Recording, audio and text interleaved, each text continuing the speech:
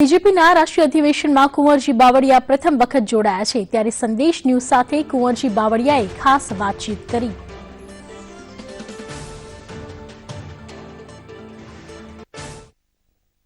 इस वक्त हमारे साथ बातचीत करने के लिए कुंवरजी बावलिया हैं। सर, राष्ट्रीय अधिवेशन हुआ, बड़ा मैसेज यहाँ से देशवासियों को दिया गया, बीजेपी पदाधिकारियों को दिया गया।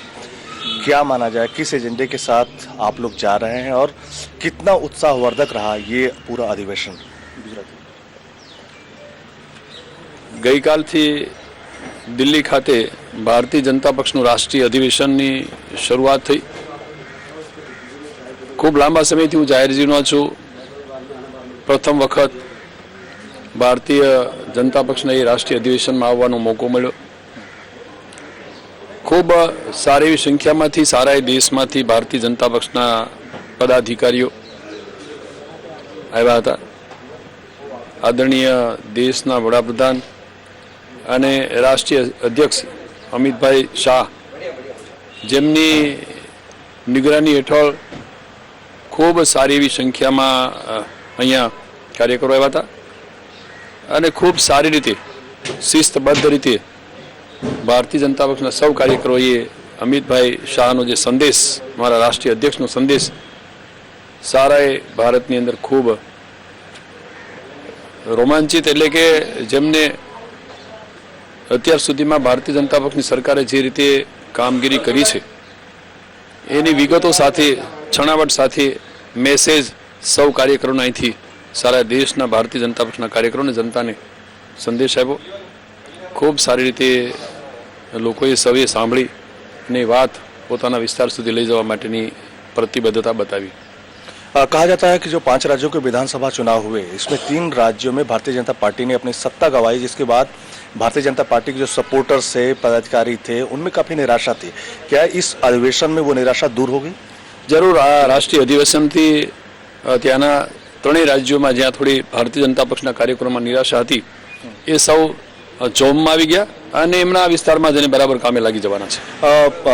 गुजरात में जब लोकसभा चुनाव होंगे तो क्या उम्मीद किया जाए कि आप लोग 26 की 26 सीटें लोकसभा की जीतने में कामयाब होंगे, जबकि इसके पहले जो विधानसभा चुनाव हुए थे उसमें कांग्रेस की तरफ से अच्छा परफॉर्म किया गया और कहा जा रहा है कि राहुल गांधी ज़्यादा से ज़्यादा वक्त जो है गुजरात को देंगे, तो ऐसे में आप लोगों को किस तरह की टक्कर की उम्मीद है गुजरात में? गुजरात में खास કરીને ગઈ પેટા ચૂંટણીનું જે પરિણામ આવ્યું સારા ગુજરાતમાં એક ઉત્સાહ અને જોમ આવી ગયો અને જે પરિણામ આવ્યું એ ખૂબ સારી બહુમતીથી અમે આ પેટા ચૂંટણી જીત્યા છીએ। એટલે અમને પૂરી આશાવાદી છીએ કે 26 સીટોમાં અમે ભારતીય જનતા પક્ષની સીટો મેળવવાના છીએ અને ગુજરાતની અંદર જ્યારે વિજયભાઈ રૂપાણીની સરકાર અને અમે સૌ સાથે મળીને જે કામ કરી રહ્યા છીએ ભારતીય જનતા પક્ષનું સંગઠન એ જોતા અમે खूब सारी रीते सारी बहुमती थी 26 सीटों हमें आ वक्त प्राप्त करवाना मिला। जसदन में आप लोगों ने जीत दर्ज की, इसका क्या मैसेज माना जाए कि एक तरह से उपचुनाव था और भारतीय जनता पार्टी जीती, और आगे इसका क्या मैसेज है? जो पेटा चूंटणी जसदननी जे जीत्या छे खूब सारी बहुमती जीत्या।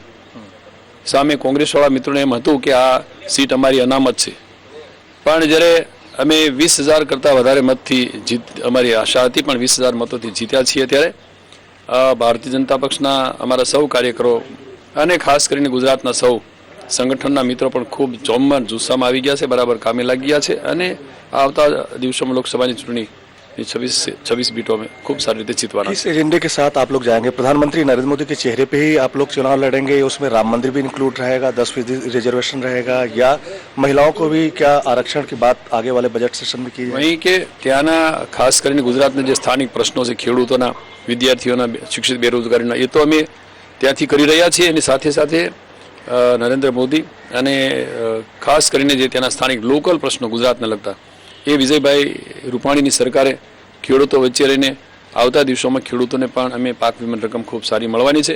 એની સાથે સાથે જે વિસ્તારોમાં અછતનો અત્યારે જે વિસ્તાર અછતમાં છે ત્યાં પણ અમે સારી રીતે અત્યારે સંભાળી રહ્યા છીએ, એમાંથી પણ ખેડૂતોને સહાય અપાવી રહ્યા છીએ। આમ ત્યાં સ્થાનિક પ્રશ્નો અમે ખૂબ ઝડપથી જે રીતે લોકોની અપેક્ષાઓ છે એ પ્રમાણે હલ કરી રહ્યા છીએ। એટલે સ્થાનિક પ્રશ્નો અને આદરણીય નરેન્દ્રભાઈ અને અમિતભાઈની આગેવાની હેઠળ ત્યાં એ 26 सीटों में हमारे कोई प्रश्न थवानो नहीं।